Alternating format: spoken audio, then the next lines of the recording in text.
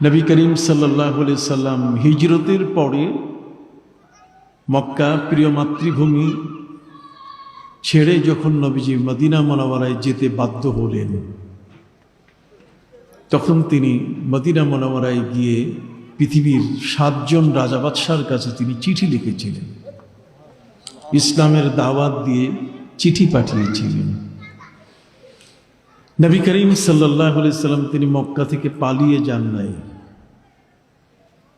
নবী পলাতক হয়ে মক্কার মাটি থেকে তিনি যাননি, বরং আল্লাহ তার উপরে যখন হিজরত ফরজ করে দিয়েছেন যে আপনাকে এখন যেতে হবে, তখনই নবী করিম সাল্লাল্লাহু আলাইহি ওয়াসাল্লাম নিজের বিছানায় হযরত আলীকে শোয়াই দিয়ে আমানতের যা স্বর্ণ রূপ্য মালামাল ছিল সেগুলোকে দিয়ে নবী করিম সাল্লাল্লাহু আলাইহি ওয়াসাল্লাম তিনি রওনা করলেন। আল্লাহর নির্দেশে তিনি গিয়েছেন, তিনি পালিয়ে যান নাই। সম্মানিত সুধী, ইদানিংকালে আমাদের অনেকের ভাষা নষ্ট হয়ে গেছে। আমাদের অ্যাপ্রোচিং, কাকে কোন ভাষায় কিভাবে বলতে হবে, সে ভাষাগুলো আমরা অনেকেই ব্যবহার করতে পারছি না, পারি না, অথবা কেউ কেউ এগুলো পারেন না।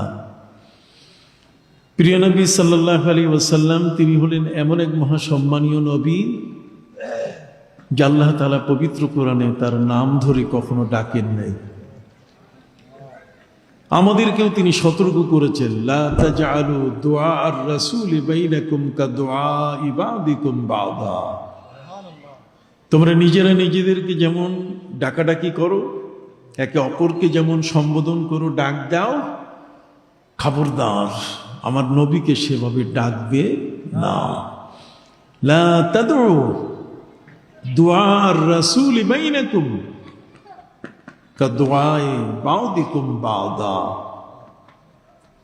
নিজেদের দুলাভাই শালাকে যেভাবে ডাকে, চাচা ভাতিজাকে যেভাবে ডাকে, বাবা তার সন্তানকে যেভাবে ডাকে, শিক্ষক তার ছাত্রকে যেভাবে ডাকেন, ঠিক অনুরূপভাবে গ্রামের চেয়ারম্যান সাহেব তার গ্রামের মানুষগুলোকে যেভাবে তিনি ডাকেন। আল্লাহ পাক রব্বুল আলামিন বলছেন, এই পৃথিবীর কোথাও, এটি যদি সংসদেও হয়, এই পৃথিবীতে যদি জাতিসংঘের মধ্যেও হয়, সেখানে যেভাবে একে অপরকে ডাক দেয় আমার নবীকে সেভাবে ডাকা যাবে না।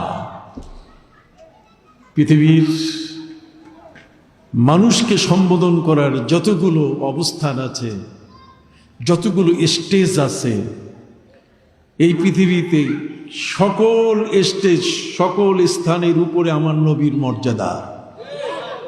অতএব সেই নবীকে কখনো সেভাবে ডাকা যাবে না যেভাবে আমি আমার ভাইকে ডাকি, যেভাবে শিক্ষক তার ছাত্রকে ডাকে।